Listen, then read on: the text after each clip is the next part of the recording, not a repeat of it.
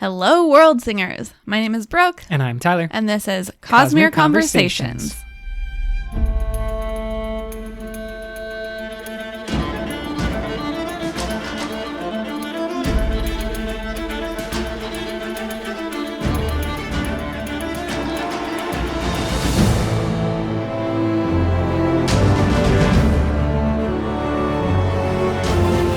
I am so excited to do this episode about the new official Knights Radiant quiz. Yes, beginning of June, we had a very special, maybe secretive announcement from Brandon, and on his website, brandonsanderson.com, there is a link that everyone can go to and take the official Knights Radiant orders quiz and get some special tidbits on all of the different orders. Yeah, so if you take the quiz and you don't like the result that you get, you can just read the whole page of all the descriptions of the different orders and just pick which one you want to belong to.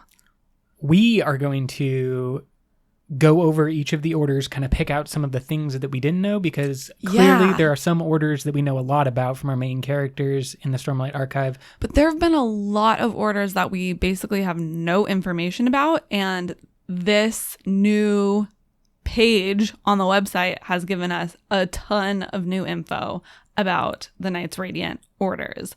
This is also part of the Rhythm of War sort of beginning rollout. Exactly. Yeah, as well as the leather-bound Way of Kings Kickstarter that's starting soon, because a bunch of the incentives on that Kickstarter have things like you can get XYZ thing in the order of your choice. So this is a way for people to kind of pick which order they might want for those things. Yeah, if you want to get a patch. As we know, many people are big fans of patches. Now you can get Knights... It's a patch. Exactly. Some Knights Radiant patches for you and all your friends. Why don't we start out with going over our quiz results? How many times have you taken the quiz? Just out of curiosity. I've taken the quiz twice. I wanted to make sure that there was verify some type the of... results. Exactly. Yeah. Just some consistency in myself and the results. What about you? How many times have you taken it? 3 or 4. Excellent.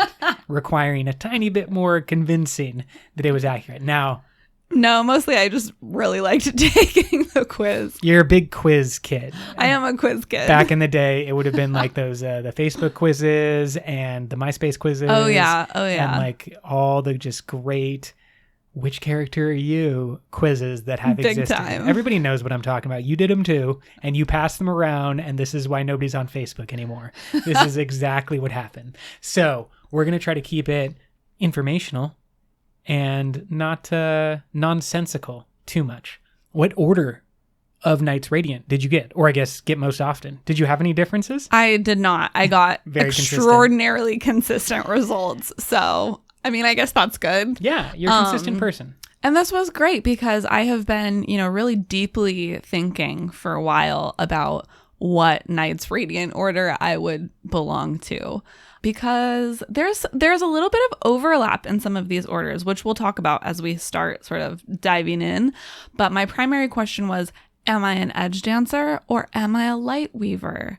And I consistently came top for edge dancer. So there we have it. Yes, the results do come as like a percentage, what percentage in each order you are. So it's not a only, one size fits all thing. Everybody's got a little bit of everything.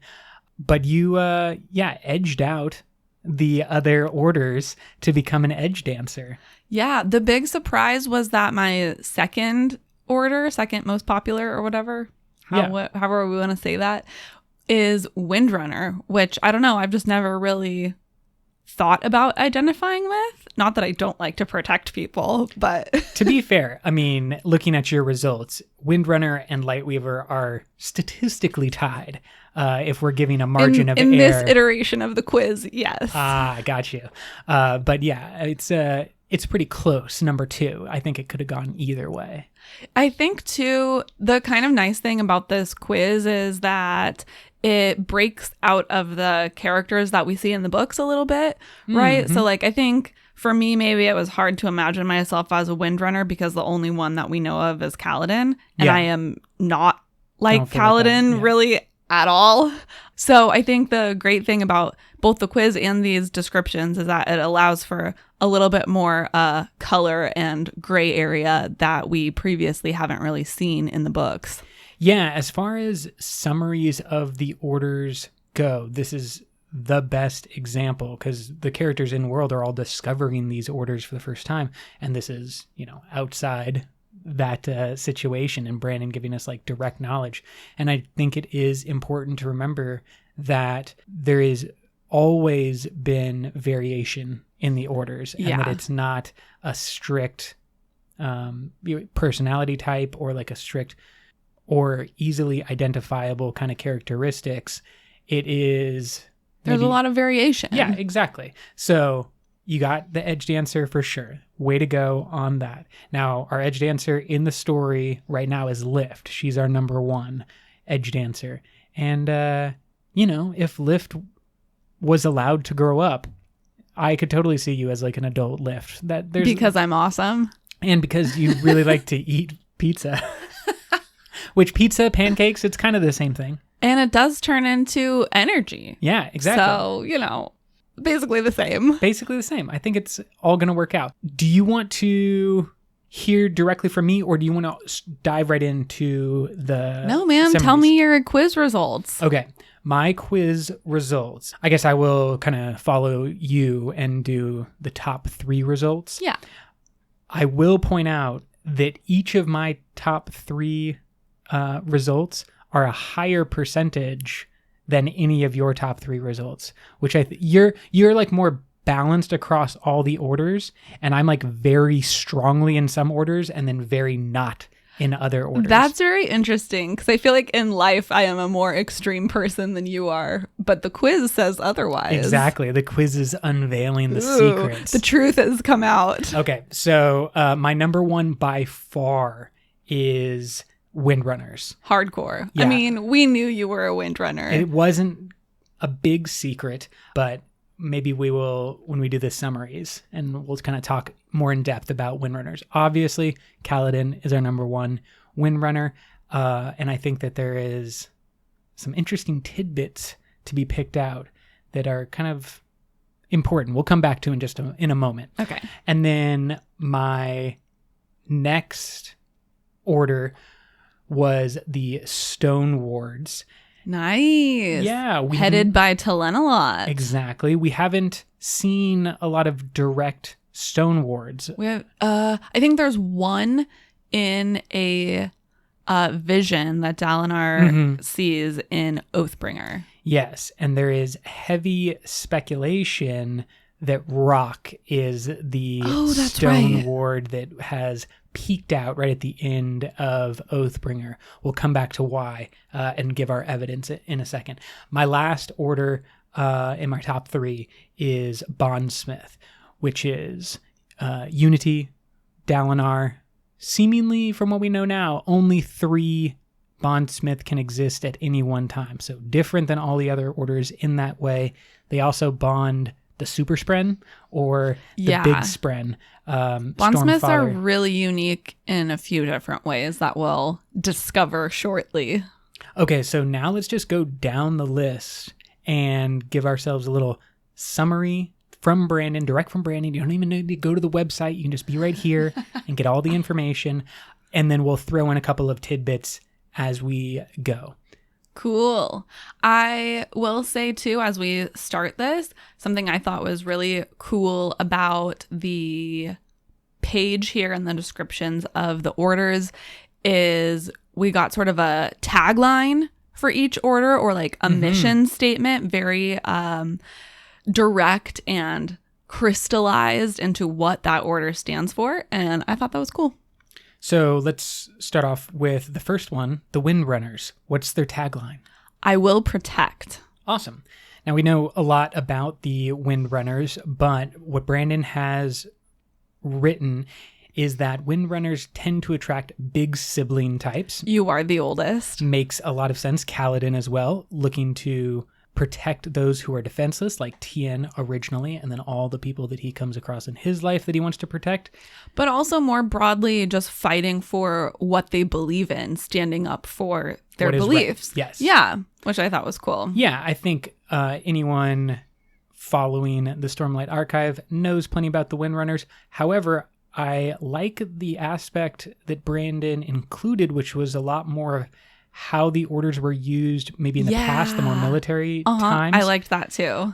So what he said is that Windrunners are primarily scouts, and they can also often work as special forces groups, basically infiltrating behind enemy lines, maybe bringing other Radiants to do certain types of damage, or just dropping in with their squires, which they tend to have more of than any of the other orders. Yeah, I thought the other interesting thing that is sort of highlighted in this blurb is the group emphasis of the Windrunners, and how more than any other order, I feel like the Windrunners really operate in group structures, command structures, team dynamics, which we see with Kaladin, right? And Bridge 4, like, it's not just him. He really works. He's at his best when he is part of a group. I would even go a little bit further and say that, at least in Kaladin's situation, I don't think he could have manifested his powers without Bridge 4. Oh, 100%. Like, he needs them as much as they need him. And I think that's an important aspect of the Windrunners, is that they're actually reliant on the group. And we see this with Syl, I believe in the early second book, where Kaladin's powers kind of can fade in and out, depending on if he's actually trying to help people and protect people. And if he's living up to his intent or the intent of the Windrunners. Yeah. So bunch of great information there. However, we know a lot about the Windrunners, so let's just move right along into some of the other orders. We'll Good call. Go to the one that is most similar to the Windrunners with the Skybreakers. Tagline? I will seek justice. Now, in book, we know that Nail is the leader of the Skybreakers. Nalan is the only herald to also be a part of his own order. Yeah. The other heralds just acted as a patron of the order. Nalan is the only one that has actually joined and, like, sort of constrained himself by binding himself to a spren. Now, Nail, or Nalan, is perverted at the point in the books that we see him, so he doesn't actually represent the Skybreakers as well as they would be represented in the past. So kind of the ideal state for Skybreakers is that they are all about working towards justice, fighting for important societal causes, and enforcing social rules. But I liked the note here that at their best, they are not merciless, which, as you said, Nalan has kind of perverted it. And so it has become sort of a really, really regimented, strict, no mercy type of approach. So I like that this gave a little color to that and said, like, actually, that's not really super true to the heart of the Skybreakers of old anyway. Now, I like this aspect, the idea that they are not merciless when it comes to our Skybreaker. He is now a full Skybreaker, but Zeth is, by Oathbringer, going to become our best actual example of a Skybreaker. And his transformation, his story, his journey, what we learn about him is that he is actually filled with quite a bit of mercy and would very much like to be someone different than who he is, but because of that whole wander sail thing, he is stuck doing evil actions. But he wants to practice mercy. He wants to kind of be the perfect example of policeman or kind of society's whatever organization that you have. Keeping order. Yeah, exactly. Just, Keeping society in order. Making sure that no one is abusing anyone else. Yes. Which includes the Knights Radiant. Yeah. Hugely important that I think was brought out is that the key aspect why Skybreakers sometimes bumped heads with other Radiant classes is that the Skybreakers refuse to believe or allow Radiants to become too powerful or too unchecked. You're like, just because you're a Surge Binder doesn't mean you can just run all over the place doing whatever you want. Like, you still need to adhere to the laws and social order.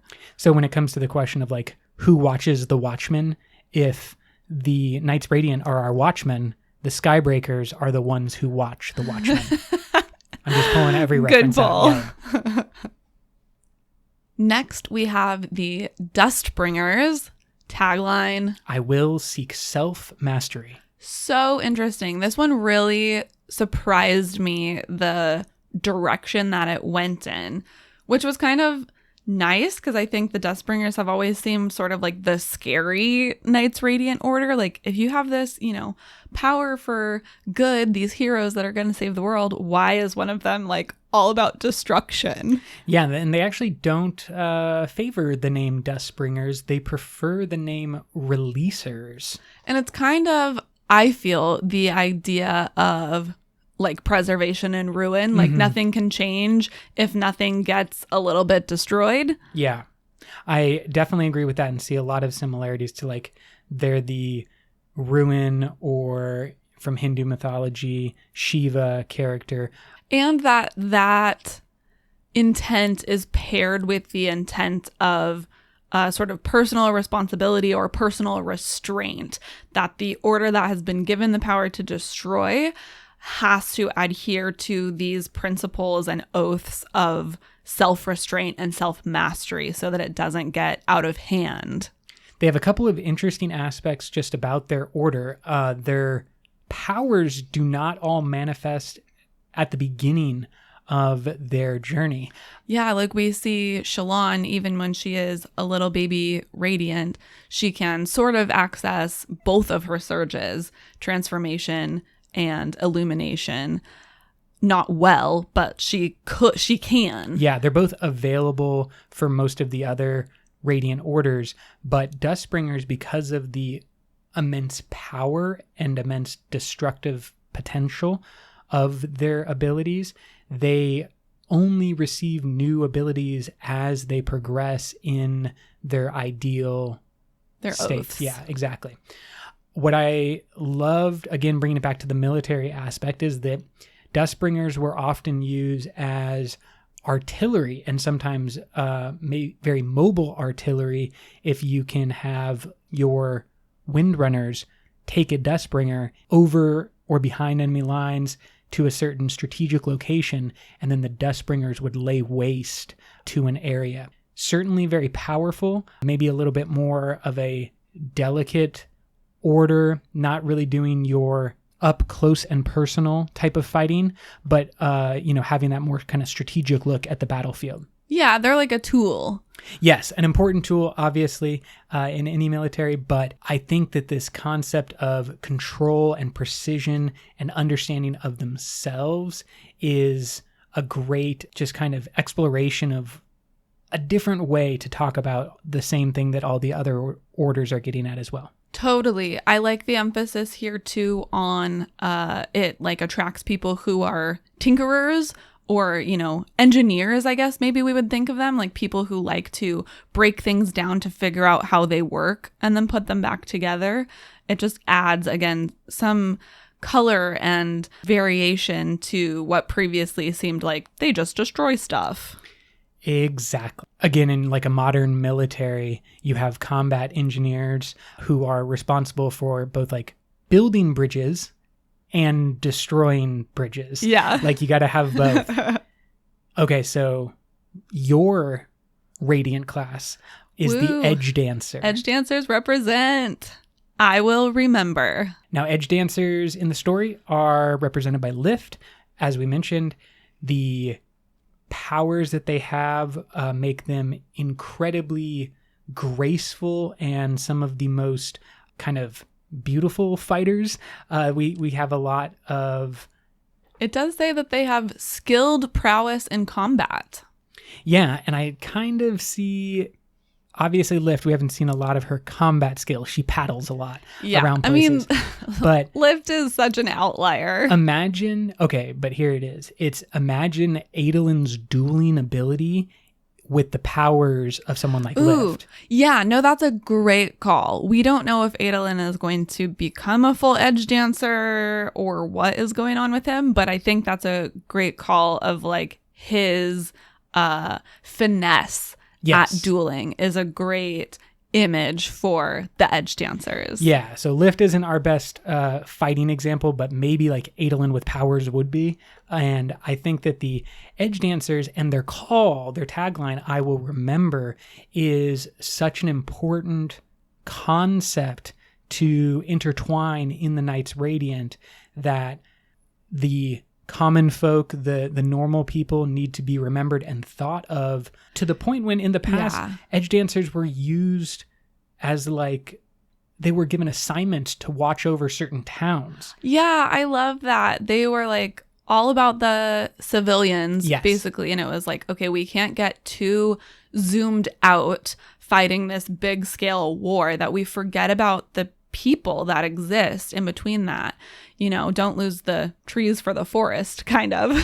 Yeah, and if we said the Skybreakers were kind of like a society's police force, the edge dancers are almost like the social workers or like the nurses, the hospice workers, the people who are just taking care of normal civilians on a day-to-day basis. And they were used as field medics as well as scouts or special forces in conjunction with windrunners and skybreakers. So super useful, us edge dancers. Yeah, definitely, you know, the medic team seems to be incomplete without an edge dancer. What I took away from Brandon's summary is the focus that the edge dancers are often the more religious radiants in a group where there's a lot of religious emphasis and importance, and eventually people kind of worship the Knights Radiant in a religious way. You have those who are former religious leaders often bonding a spread and becoming edge dancers. I think the only person who it like jumps out at me a little bit is in Oathbringer.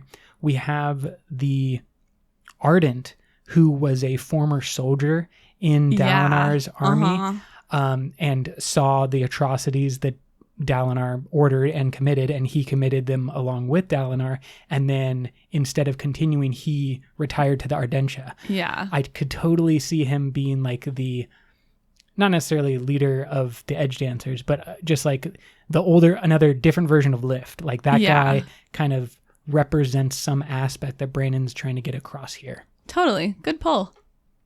Let's go on to the next one, the Truth Watchers. This would be Renarin's order, and their tagline is, I will seek truth. Pretty straightforward there. Yeah, it's not all of them are confusing. I think that there is an interesting distinction here between the Truth Watchers and the order that follows them, the Lightweavers, because as we know, Lightweavers have to speak truths as their oaths. And so there's a nice line drawn here in these blurbs that the Truth Watchers are all about sort of the ultimate truth, the higher truth, and the sort of policing of the people in charge to ensure that they are telling the rest of the people that they lead, the truth, and sort of adhering to the higher ideals of truth in their leadership role. They're often seen as quiet and reserved compared to the other order classes. They tend to attract scientists, but also scholars, thinkers, and even people who maybe society wouldn't have such a good role for. Like being a scholar like Yasna is kind of cool, but just sometimes people who are maybe lost in their own thoughts. Yeah, or maybe I think obsessive. Of like the absent-minded professor sort of type character.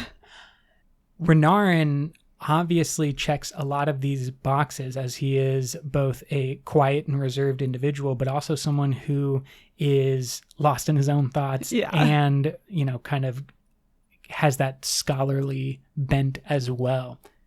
We, of course, have to remember, though, that Renarin has bonded a corrupted Spren. Right. And so he is not our best example of what a truth watcher can be. That's what's great about these blurbs also, is because we've been discussing off mic how so many of the radiants that we've seen in book so far are like outliers for their order. You know, like Lift obviously is kind of a weird edge dancer. Renarin is kind of a weird truth watcher. So it's good to see just sort of the baseline. On the field of combat, you're not likely to find that many truth watchers, probably far more interested in strategy and the big picture and the movement of armies, how to feed your armies, those types of things. However, their healing potential and healing powers, as Renarin showed off, make them invaluable in most situations. I would kind of compare it to truth watchers are your surgeons and your edge dancers are your medics. Yeah. And so like your medics are grabbing out in the field. Exactly. And they're bringing people back to the truth watchers. Yeah. Or like medical researchers. Oh, certainly other things as well. Yeah. When I try to keep it tight to like the battlefield setting, that's where I would imagine and kind of place the truth watchers, that kind of back line. Maybe some of them are like generals or captains, and a lot of them probably organizing and giving medical aid as people like return from the front. Also, cool note here. It says, quote, truth watchers tended to be those who hold the knowledge and secrets of surge binding and are the ones to discover many of the newer advances in things like fabrial technology, end quote. It was probably also the truth watchers, because of their gifts and powers to see the future, who also were aware of the failings of the Knights Radiant, the failings of humans, probably were the ones who were doing all that type of scholarly work that is then uncovered in Oathbringer and the different translations. Like the truth watchers are aware of those things, and it's so interesting once you introduce the concept of prophecy or being able to see the future or a possible future, then it becomes this weird game, and you get into all these like loops of time travel and stuff. But just like, what were they doing to prevent that knowledge from escaping? And then because they prevented the knowledge from escaping, did that actually cause the breakup of the orders? It'll be interesting to see how their powers come to light. We really don't know. Because we really don't know that much. Most of what we're thinking is just speculation. Complete speculation. Yeah. I mean, the most really that we've seen from Renarin is that he knew when the Everstorm was going to come in Words of Radiance, and he knew about his own death at the hands of Yasna. And just his sort of description of his own powers was just, I see things, which who knows what that's going to mean. It's so ominous. Definitely excited for a lot of growth. I'm excited to see if anybody else becomes a truth watcher. Okay, so I will say that this page kind of threw my Navani speculation for a loop, because now I'm like, oh, well, if truth watchers are the Fabrial people, then maybe Navani is a truth watcher. And you had the Dustbringers that seemed very Navani-esque in that she's a tinkerer and kind of interested in how things work, and part of creating Fabrials is like destroying Spren or like torturing Spren. So there's that aspect. I actually would favor one we haven't got to yet. So let's wait. I know. Now I have Navani. too many options. I'm kind of upset about that. So as we said, the next order is the Lightweavers. Their tagline is, I will speak my truth. So a little bit different from the Truth Watchers. Certainly more about self-actualization. And similar to the Dustbringers, their order is weird. They're an oddity, Brandon writes, perhaps because their Spren tend to be the oddest among all Radiant Spren, speaking of the cryptics. They, of course, don't require specific words and instead rely on truths about the individual Lightweaver. Shallan's truths almost always about her own past and what she did in the past, and recognizing that mental block that she has been dealing with for her entire life. And it says that the sort of idea behind that is that it's really important for Lightweavers to be able to distinguish truth from lie, since they do deal in illusion so much. So I thought that was cool. I think that's a great point, is that the more you play with what is reality and what is fiction, the more important it is for you to recognize what is true, or at least true for you. Yeah, well, and I love the different shades of gray that sort of get incorporated into this oath, where, you know, like their spren is a lie spren, but the whole sort of premise of the Light Weavers is that they tell truth while telling lie, which is what all artists do, really, right? If you go to watch a play or a movie, it's not real life, but it is telling you something true by telling you something fictional. Yes. I mean, clearly we are the best example of how something fictional can also be real and important. We're all fans of a fictional universe, and we're talking about fictional Knights Radiant classes. It is real to me. But it's important to you. And that's kind of the magic of any type of artwork. Yeah. And this is what Brandon says, that the Lightweavers are most interested in helping people, again, remember the importance of entertainment, beauty, art, because there is life in between the desolations. Yeah, and that, like, you have to have something to fight for. Yes. You have to believe in your life beyond war to sort of get through the war. And I think it comes back to remembering, similar to the Edge Dancers, in that way of, you know, what exists other than war. Well, we have all of this artwork, all of this history, all of these people, and that helps remember sometimes. Like through the Lightweavers. The Lightweavers are the nightly stew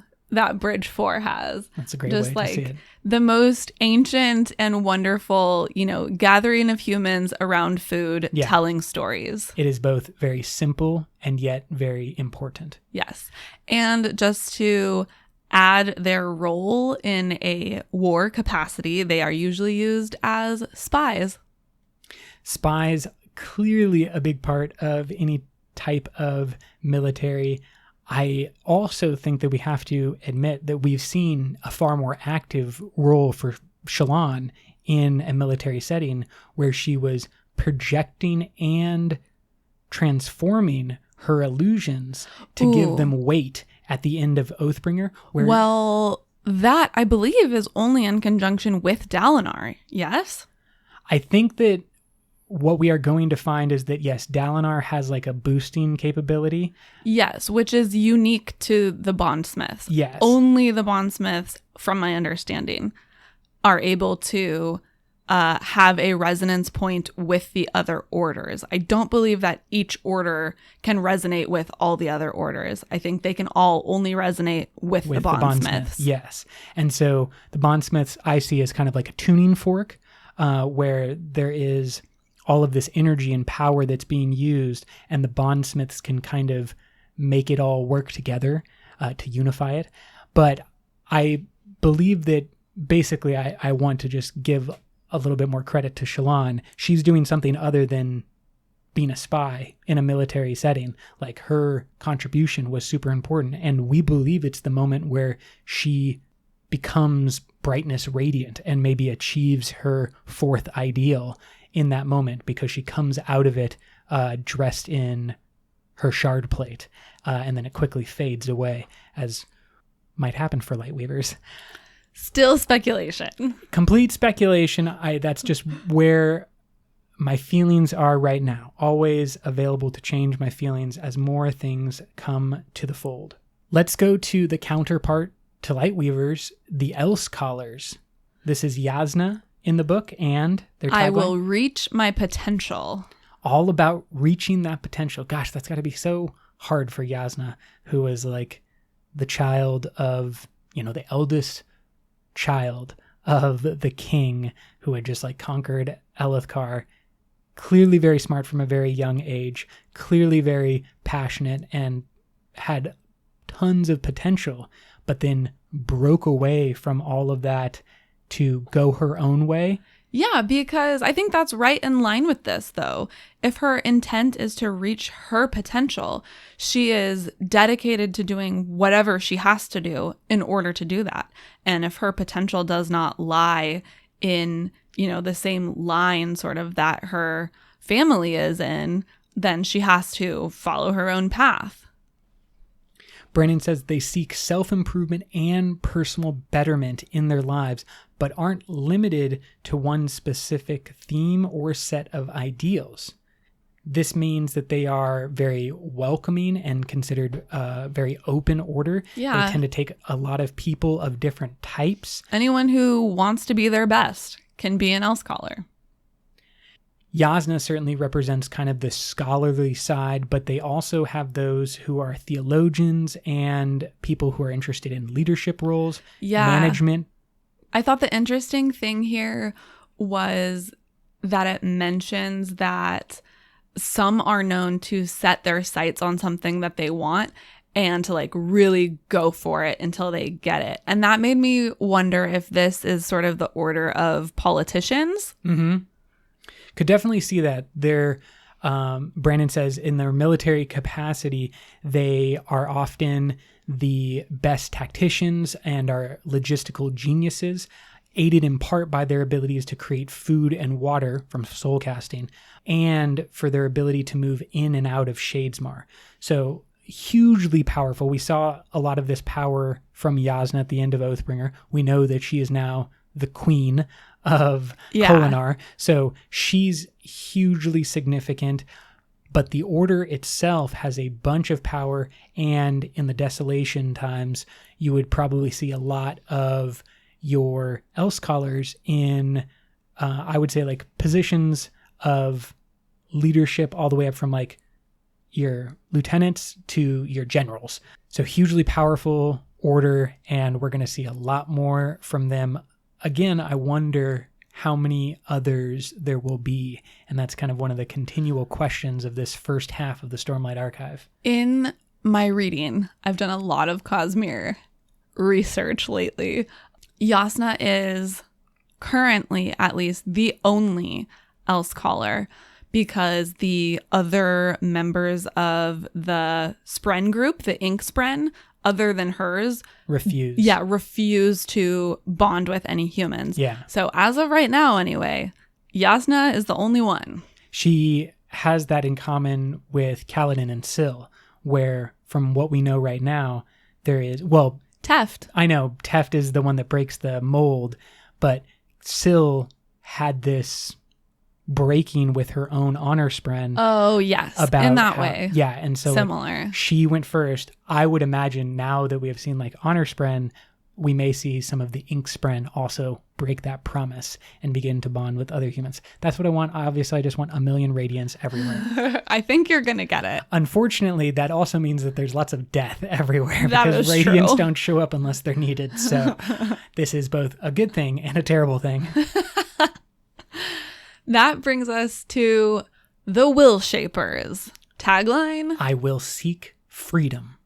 Super interesting. It is. And Will Shapers, we know basically nothing about. We've seen no Will Shapers. Correct. So this is one of the least explored radiants. So every word here is really interesting to me. I feel like the Will Shapers are like the 1960s, advocates and hippies, because they are all about letting everyone be free to make their own choices and to express themselves in whatever way they want to. There are definitely some similarities, but I like the inclusion of this line about how Will Shapers do have a lot of variety. They are as likely to see people who dress very conservatively and modestly as those who are very daring and original, and maybe we would say risque. Yeah, because they're all about live and let live. Yes, it's not, I would almost say it's a merging between libertarianism and hippieism. You have normally those are kind of apart, but they both have this concept of like freedom and like don't hurt other people, don't interfere with other people, and they're just on opposite sides of that specific coin. Yeah. But it definitely feels like that's great, actually. Yeah, it feels like they have a similarity in that way, that they've kind of merged the different ideas, and it's just like anyone who believes in freedom is great. Yeah. This is where like I start to see some overlap between some of the orders, which is interesting because it says that this order of will shapers includes a lot of builders, craftspeople, and creators. So I'm interested in like, where is the line that you draw between quote unquote an artist and like quote unquote a creator / crafts person? And this is where I believe that Navani will eventually fall is a will shaper. Which was my original guess. And then I got seduced by the Lightweavers. And now I just don't know. I think the problem comes down to mainly just lack of knowledge, because you have knowledge about the Lightweavers and there is crossover. There is appeal to both categories. They're not all just one thing. So when we get more information, and as we get more information about the will shapers, I actually believe that it will all line up even better. And those little things about Navani being a creator, where you saw artist, is actually going to end up being, oh, she was the perfect will shaper this whole time. Yeah, because she is a crafts person, yes. Right? She creates fabrials, and she does have sort of that like more artist scientific or like procedural mindset in her approach to the things that she creates versus, more of an open, flowing sort of approach, which maybe is where you say it's art and not crafting. But then again, she builds fabrials, so maybe she's a dustbringer. Exactly. There's a lot of potential for her. What I focused on was this line: will shapers are warriors focused on freeing those who are captive, and others are focused on radical self-expression.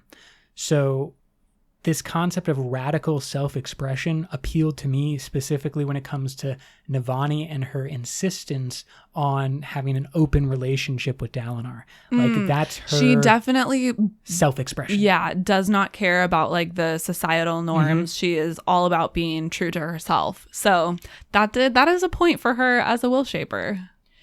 They are generally focused on building, training, and making infrastructure. In a military setting, they might be sent to a town to build fortifications for an oncoming invasion. And the most important aspect is that they would be sent out to teach people things like sanitation, metalworking, and other essentials in between the desolations. Yeah, so they are such a key part to restoring the sort of like memories and practices of the people in between desolations after so much is destroyed. Yeah, I'm not saying that there's a lot of good examples of this. However, you can imagine two different phases of a military kind of campaign, which is the fighting, the one that like makes all the movies or that we make all the movies about. And then the stuff that happens afterwards. Think of World War II. Afterwards, you have the Marshall Plan, which is all about rebuilding Europe. And there were similar things in Asia as well. But the just basic concept is the will shapers would be the ones who are organizing the stuff in the Marshall Plan, and not the ones who are in your front line and your D-Day type of characters. We do see one tiny little baby will shaper, which would be Venli. She bonds a light sprint at the end of Oathbringer. Again, this is another great example of an outlier where you're like, yeah, she's a will shaper, but she's not going to look like your average will shaper. So we'll see how that shapes up. Hey-o, look at you. Our next order are the Stone Wards. Again, we have seen no confirmed, except for in the past in the flashbacks, no characters are confirmed Stone Wards right now, so another order we don't know much about. They have an interesting tagline, which is, I will be there when I'm needed. And this is where we come to the rock of it all. The belief that I have right now based on the end of Oathbringer is that Rock will not become a Windrunner, but will become a Stone Ward. I could see that for Rock. What I take from this tagline or intent of the order is sort of that they are the dependable people, right? That their whole thing is sort of like dependability. When you need me, I will be there. And I feel that that is true of Rock. You know, he's always like, I'm not going to fight. I'm not going to hold a weapon until he really needs to. And then he's like, fine, I will, you know, shoot this bow and attach the scavenge that we have to the end of the bridge so that we can grab it. You know, when you really need him, he'll be there for you.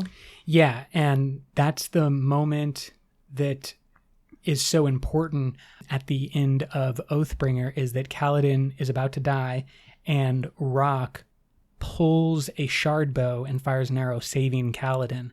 The giveaway, in my opinion, is that several chapters previously, it was said that shard bows cannot be pulled by any normal person. And they're made to be pulled by a shard bearer in shard plate. And importantly, that Stormlight, in Kaladin's sense, does not give him increased strength. Yes, he has better endurance. Yes, he can heal from wounds. Yes, he is the peak of his own training and his own abilities, but it does not make him infinitely stronger. What I believe has happened with Rock is that he used the surge of tension to manipulate the string on the bow more than actually pull the bow back with his strength. And that then allowed him to be there when he was needed. Love it. Yeah, that's where we're at with the Stone Wards.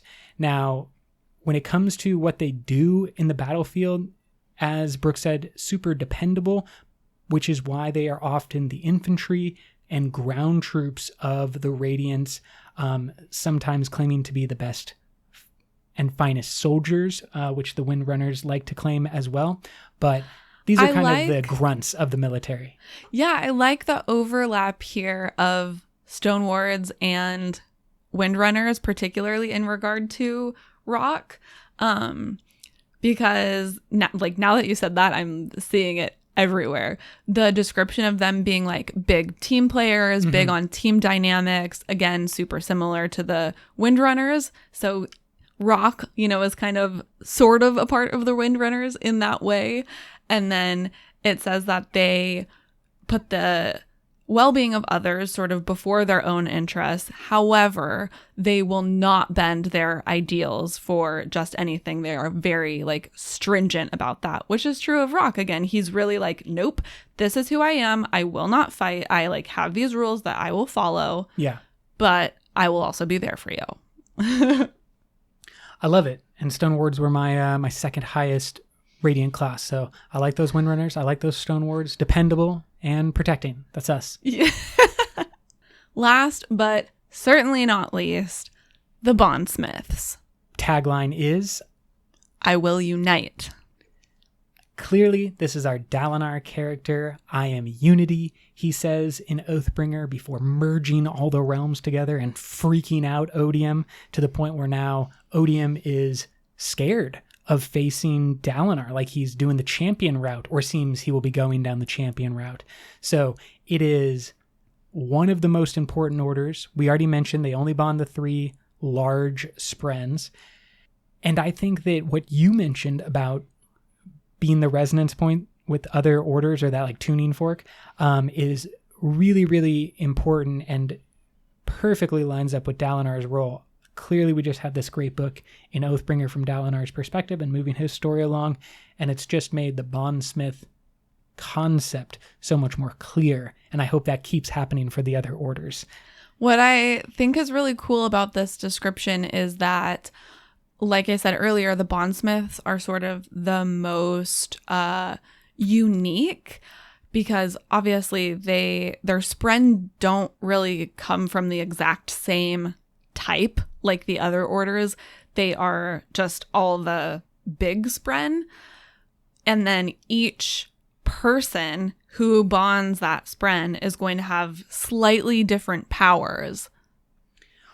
What I found interesting from Brandon's summary is that the groups that would often protect the individual bondsmith, because there are only 3, that would be, something worthy of protecting. This is like your number one general, your Dwight D. Eisenhower or something, who are coordinating not just like battle movements and strategy, but are building and maintaining governments and creating the organizations that are necessary for just humans to live at all.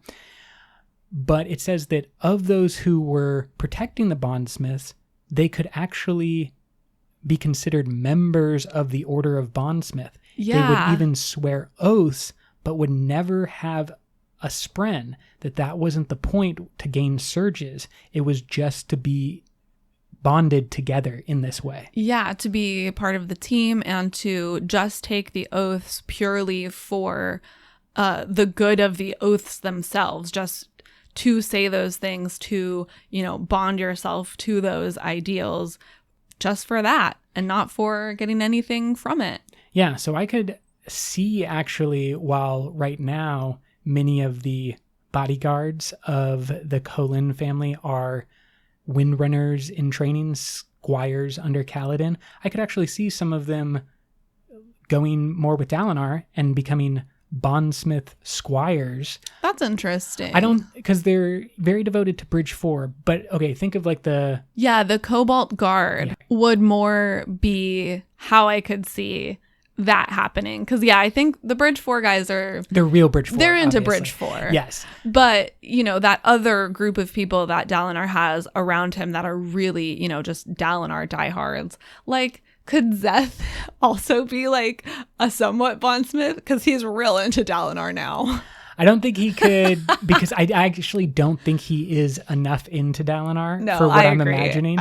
But the one either sergeant or lieutenant who had led the guard before Kaladin showed up. I know who you're talking about. Exactly. He would be kind of the prime example of someone who could conceivably not be a Radiant, but could bond.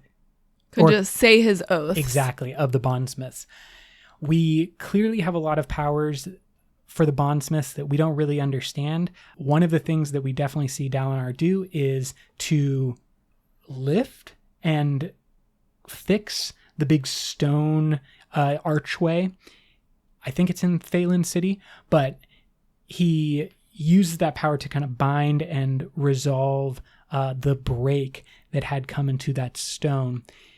What you mentioned, though, about kind of powering up Shallan's abilities in the battle is also seen with Shallan's mapping skills, where she creates what I consider like the hologram map is only possible because Dalinar is there kind of boosting her powers. Exactly. That is their resonance point. And now I just want to see Dalinar resonate with all the other Knights Radiant that we see. Yeah, it becomes this kind of question of like what is possible and what is the potential. Clearly, we don't know all those answers, but I think that these summaries have really opened up a lot of mysteries regarding the Knights Order.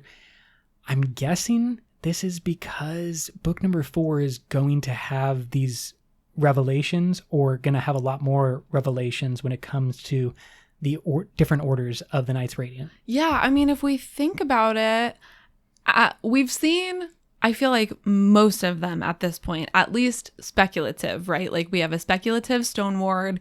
We have Venli as a little baby weird will shaper. We have obviously Yasna. Malata is a Dustbringer. Oh yeah, Malata, the Dustbringer. So that's everyone, right? That's all the orders? We don't have a real Truth Watcher. We have Renarin.